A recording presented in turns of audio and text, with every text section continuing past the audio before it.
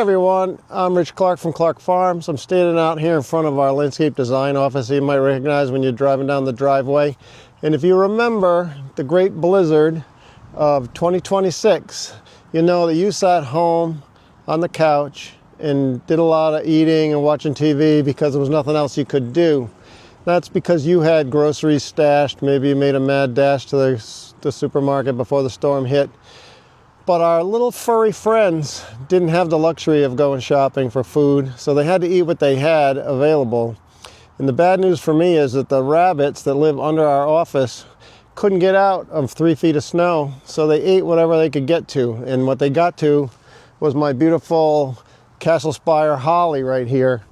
And if you look at basically the depth of the snow, which was about knee-high for me over here, the rabbits ate everything they could reach from the ground up. They actually live right underneath our office. We see them come and go from time to time. But they've done a lot of nibbling right to the stem there. They took off the buds, they took off the leaves, they took everything they could reach.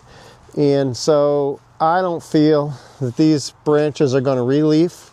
So we're going to do some pruning on them. I might leave a couple to see how they do. But we had already had a couple of bad branches. This branch, I don't like the angle of it. And this other one is kind of like a secondary stem. Probably should have come out of here anyway. But I couldn't see them until the rabbits helped. So we're going to take that out. And I'm going to take off a couple others with the saw here. Pruning saw.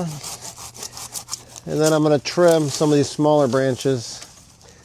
Possibly with the saw, possibly with the pruner, but a lot of plants will rebloom or rebud, but I don't have a lot of hope for this particular one. Holly doesn't always leaf out as well as it should.